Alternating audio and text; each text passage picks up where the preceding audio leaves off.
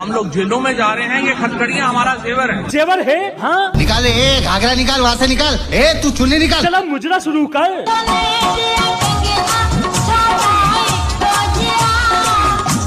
मजा आए।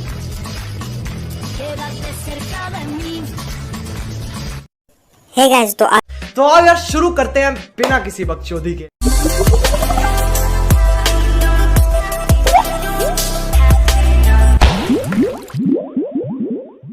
तीन जंगें पहले लड़ चुके हैं, चौथी जंग के लिए भी जो है वो हमारी फौज तैयार है। और उधर 4 बार की मार झेल चुकी पाकिस्तानी फौज। मैं नहीं लड़ूंगा इसके साथ। भाई लोग, ये भैंसा तो आपको याद ही होगा, राइट वाला। बेचारे भूल गए होंगे, टेंशन बहुत है ना। अगर भाई भूल गए हो तो आपको याद दिला दूं, ये है पाकिस्तान का एक साइंस एंड टेक्नोलॉजी मिनिस्टर। इसकी बहन का टना मारू का नाम है? हाँ, हलवाई फवाद चौधरी, जो इन दिनों सुर्खियों में बना हुआ है। और इसका कारण पाकिस्तान तहरीक इंसाफ के रहनुमा फवाद चौधरी को उनके घर से गिरफ्तार कर लिया गया है। और इस बंदे को गिरफ्तार क्यों किया गया? क्योंकि बंदे ने पाकिस्तानी मौजूदा सरकार और इलेक्शन कमीशन के खिलाफ बकचोदी फैलाई हुई थी। लेकिन बंदा ये भूल गया कि पाकिस्तान के सारे चोर, डाकू, लुटेरे, बदमाश, कमीने, कमजोर, एक से बढ़कर एक भ्रष्ट नेता सत्ता में बैठे हुए हैं। ऐसे ही थोड़ी छोड़ देते, बंदे को ले लिया रडार पर। जिसके बाद फवाद चौधरी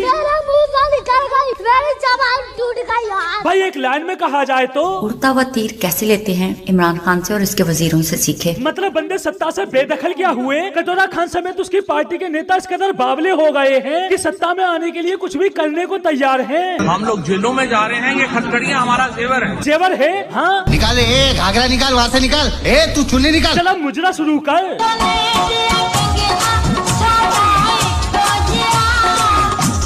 मजा आए। भाई फवाद चौधरी को इस बात का दुख नहीं कि उसे गिरफ्तार करके जेल में डाल दिया गया है। वो तो इस बात से परेशान है कि उसकी बीवी घर पर अकेली है और इमरान खान उसके लगातार संपर्क में है। खान साहब ने उन्होंने अपने पर्सनल नंबर से मुझे कॉल की और उन्होंने हौसला अफजाई की है कि आप परेशान बिल्कुल ना होए, आपके साथ में खड़ा हूँ, मेरा नंबर आपके पास है। और उधर ठरकी कटोरा खान फवाद चौधरी की बीवी से जब तुम थक जाओगी ना तो फिर मैं पीछे डालूंगा। भाई कुछ दिन और रुको। जैसे कटोरा खान की आयला मलिक के साथ ऑडियो लीक हुई थी, वैसे ही फवाद चौधरी की बीवी के साथ वीडियो लीक होंगी और फवाद चौधरी ये चिल्लाता हुआ नजर आएगा, जुल्म हो गया, लुट गए, मर गए, बर्बाद हो गए। भाई इस बंदे ने सत्ता में रहते हुए बकचोदी भी बड़ी फैलाई हुई थी। शायद ही इसकी कोई स्पीच होगी जिसमें इसने इंडिया के खिलाफ जहर ना उगला हो। हमें अगर आप अमन चाहते हैं, हम अमन के लिए खड़े हैं। अगर आप जंग चाहते हैं, हम जंग के लिए खड़े हैं। हम तो गंद चाहते हैं, खड़ा हो अब बोल, अब बोल। मतलब एक तरफ बंदों की हिंदुस्तान से फटती भी है और दूसरी तरफ मुंह से बतासे भी फोड़ेंगे। हमारी फौज ने जो मिसालें कायम की हैं, वो पूरी दुनिया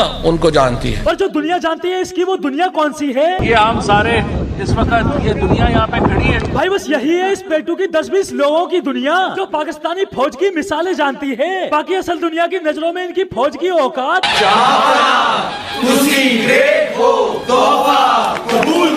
लेकिन पाकिस्तानी फौज की इस हालत के बाद भी इन बंदों का कहना होता है, कोई माई का लाल पाकिस्तान को कोई आंच नहीं पहुंचा सकता। बिल्कुल सही फरमाया। पाकिस्तान को कोई दूसरा आज पहुंचा ही नहीं सकता, क्योंकि सालों तुम खुद ही काफी हो अपना मुल्क फूकने के लिए। आधा मुल्क तो पहले ही फूक चुके हो और बचा आधा तो कुछ सालों में वो भी फूक डालोगे।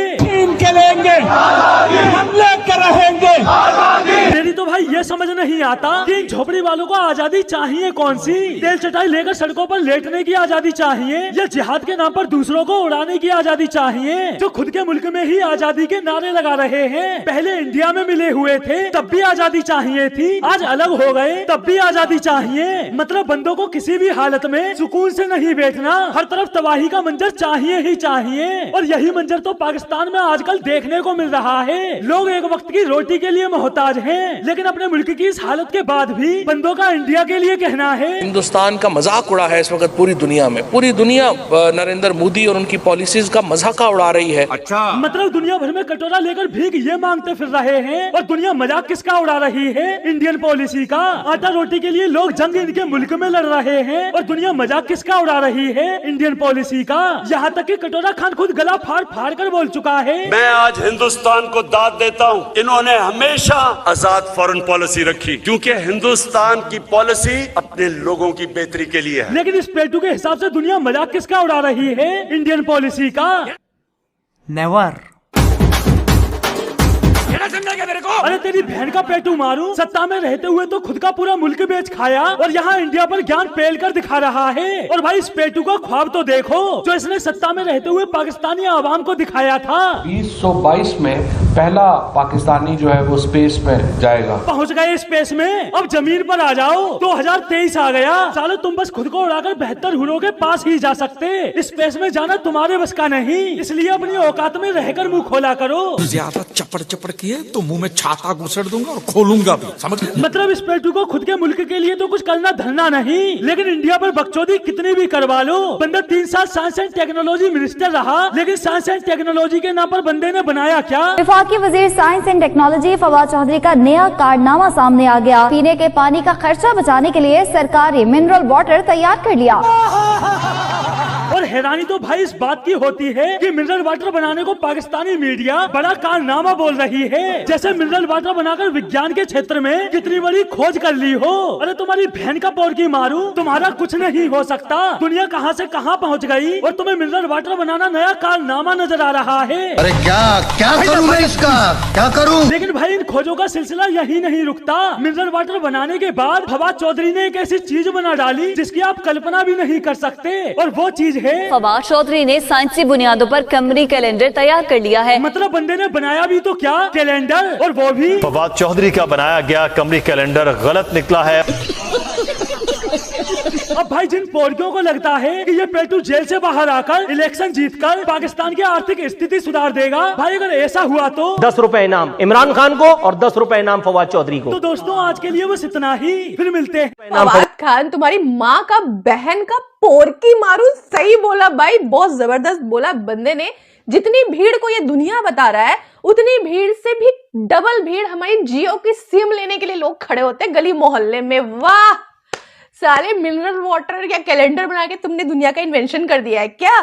फवाद चौधरी, नाम भी देख लो, चौधरी, राणा, भाई कैसे कैसे इनके ना नाम और टाइटल जो मिसमैच है। इनके खुद के माँ बाप का समझ में नहीं आता कि कौन किसके साथ गया होगा, तब जाके ये नमूना पैदा हुआ है।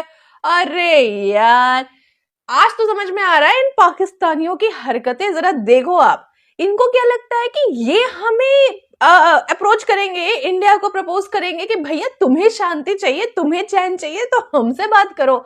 अरे कितनी हाँ बकचोदी मत पेलो, क्योंकि अब तुम पेलोगे। तुम्हें सच में कौन सी आजादी चाहिए? एक काम करो, चौराहे में आ जाओ, बॉर्डर्स के चौराहे पे आ जाओ, चटाई बिछाओ, नंगे हो जाओ, तेल लगा के पिछवाड़ा देके लेट जाओ, शायद तुम्हें आजादी। अब अगर तुम लोग नए हो तो सब्सक्राइब करो, वो जो लाल वाला बटन है उसके साथ स्कैम करो या फिर महफिल जमाओ, मुझे नहीं पता, बस क्लिक हो जाना चाहिए। अब मैं भी जा रहा हूं, मुझे